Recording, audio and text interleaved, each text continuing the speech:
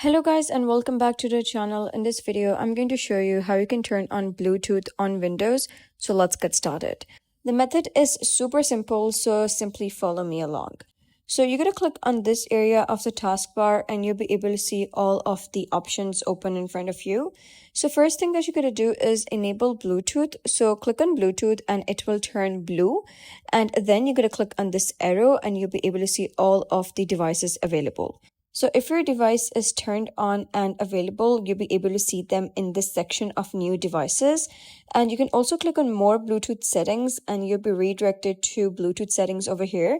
And if you wish to add a device manually, you can click on add device and then you can simply select whether it's Bluetooth, wireless display or dock or everything else. So in our case, it's Bluetooth. You're going to click on that and then the PC will search for that device.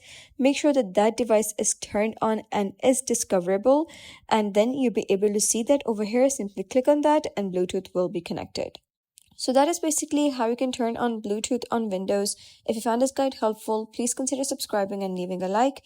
It really helps me out, and I'll see you next time.